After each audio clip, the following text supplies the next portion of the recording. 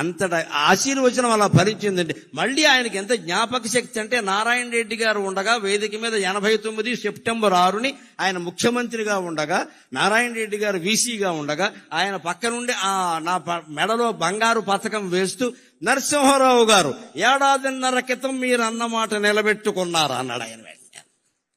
1.5 క్రితమే మీతో అన్నాను నేను, మీరు ప్రథమ స్థానం వస్తారని. ఆ ప్రకారం చేశారు. సంతోషం. అంతటి జ్ఞాపక శక్తి ఆ మహానుభావుడికి. ఆ రకంగా నేను అనేక రకాల ఆయన అభినందనలు కాదు, అనుగ్రహాన్ని పొందగలిగాను నిజం చెప్పాలి అంటే. అలాగ వైకుంఠపాళి మీద పాడినటువంటి పాట అంతేకాదు, కొన్ని కొంటె చిత్రాలు కూడా ఆయనకి నన్ను చాలా బాగా ఆకర్షించాయి. జీవిత చక్రం అని సినిమా వచ్చింది. అందులో వాణిశ్రీ ఆయన. మాకు కొత్త కొత్త డ్యాన్సులు, అప్పుడు కొంచెం కొత్త వాళ్ళంతా వచ్చారు. మన మహమ్మద్ రఫీ పాటలు, పిబి శ్రీనివాస్ ఇక్కడ పాడడం, ఇవన్నీ ఉండేవి. దాంతో రామారావు గారు స్టైల్ కొంచెం మార్చుకోవాల్సి వచ్చింది. ఎక్కడికక్కడ ఆయన మార్చుకునేవాడు. కాబట్టే నిలబడ్డాడు రంగంలో. ఊరికి అదే పట్టుకుని వేలాడితే ఉండడు ఎవడో ఇక్కడ. అది నేర్చుకోవాలి నిజంగానే. ఆ జీవిత చక్రం సినిమాలో వాణిశ్రీతో కలిసి ఆయన డ్యాన్స్ చేస్తాడంటే మామూలు పాట కాదు అది. కళ్ళల్లో కళ్ళు పెట్టి చూడు ఓ లమ్మి, కళ్ళల్లో కళ్ళు పెట్టి చూడు అని ఎగురుతాడండి. తాడేపల్లిగూడెం కృష్ణా బాలాజీ టాకీస్లో ఆ సినిమా చూస్తూ కుర్చీ మీద ఎగిరిన వాళ్ళలో నేను ఒకడిని.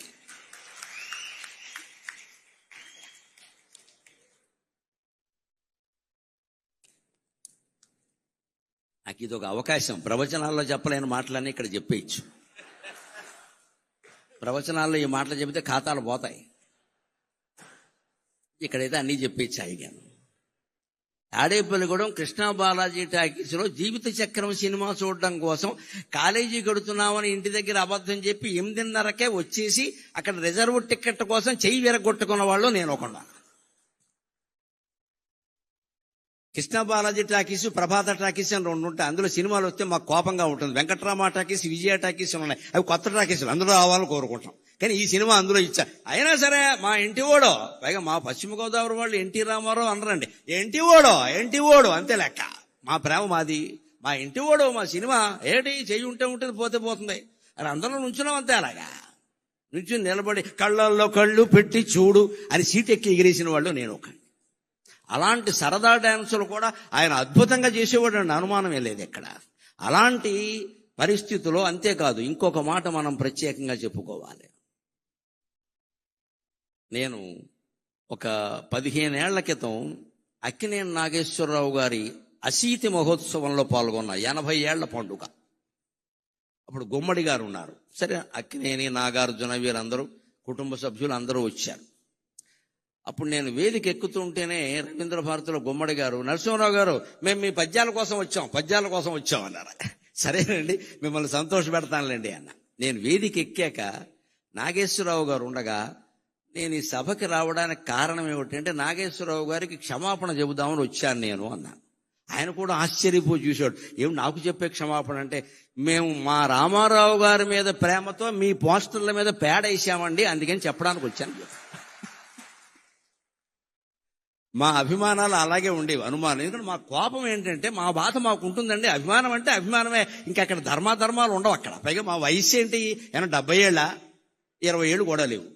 మేము మా రామారావు గారు కృష్ణుడు వేశాడు. శ్రీకృష్ణ విజయం అని సినిమా ఎంఎస్ రెడ్డి గారు తీశాడు, కౌముది ఆర్ట్ పిక్చర్స్. రామారావు గారు కృష్ణుడు, మహోదరుడు అని విలన్ పాత్ర ఎస్వి రంగారావు వేశాడు. ఒక చిన్న నాట్యం కోసం ఎల్వి జయలక్ష్మిని పిలిపించారు, స్వర్గాన్ని నుంచి దించినట్టు. జయలలిత సత్యభామ వేసింది, దేవిక రుక్మిణీదేవి పాత్ర వేసింది, కాంతారావు గారు నారదుడు వేశాడు. ఇంత గొప్ప క్యాస్టింగ్ ఉండే సినిమా ఆడకుండా పోయింది. మరి మా కడుపు అంటదా? ఎందుకని? దసరా బుల్లుడు కారణంగా పోయింది. అప్పుడు దసరా బుల్లోడు వచ్చింది సంక్రాంతికి. దసరా బుల్లోడు కారణంగా మా సినిమా ఆడలేదు. అది నాగేశ్వరరావు గారు అయితే, నాగలోకపతి అయితే మా సినిమా ఆడలేదు. మా బాధ మాది. అందుకని మాకు ఎలా ఉండేదంటే పేట చేసేవాళ్ళం అంతే.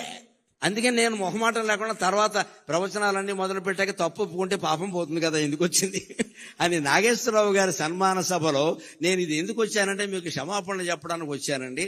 రామారావు గారి మీద అభిమానమే తప్పితే మీ మీద మాకేమి ద్వేషం లేదండి. మీరు మహానటులు, దానికే ఉంది. కానీ మా కోపంతో మేము చేసామండి. నిజం చెప్పారు కదండి, ఇంకెందుకు ఉంటాయి పాపాలండి అన్నాడు ఆయన. పైగా అప్పుడు ఆయన చెప్పారు, మా అభిమానులు తక్కువ వాళ్ళు ఏం కాదండి, వీళ్ళిద్దరూ కొడుకు తెచ్చారు లోకంలో, మేమిద్దరమే దెబ్బలాడుకోలేదండి, మా అభిమానులు రకరకాలుగా ఉన్నారు. ఎప్పుడు మహానటుల గురించి మనం ఏదో అనుకుంటాం, కానీ ఎన్టీఆర్, ఏఎన్ఆర్ ఎప్పుడు సూర్య చంద్రుల్లాగా తెలుగు సినీ ఆకాశంలో వెలుగుతూనే ఉంటారండి, వెలుగుతూనే ఉంటారు.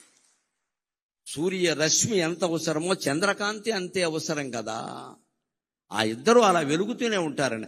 ఆయన సభలో ప్రత్యేకించి నేను ఈ విషయం చెప్పేసరికి ఆయన చాలా ఆనందించారు ప్రత్యేకంగా.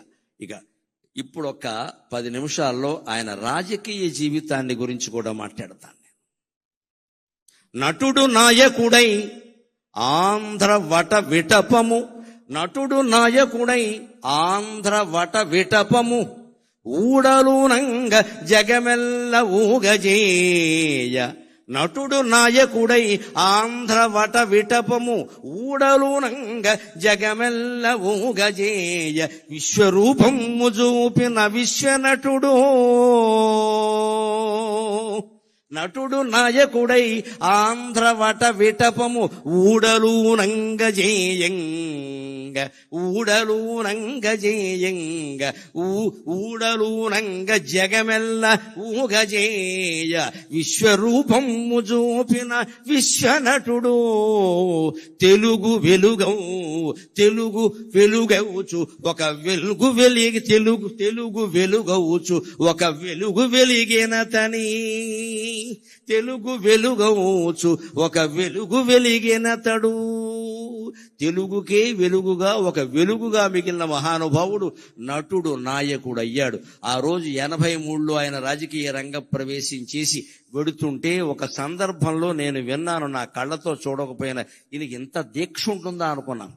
అన్నం తినేవాడు కాదు, ఆ చైతన్య యాత్రలు అన్నం తినేవాడు కాదు, కానీ ఆరోగ్యం చెడగొట్టుకోలేదండి. రామారావు గారి నుంచి ఈ యువతరం నేర్చుకోవాలి.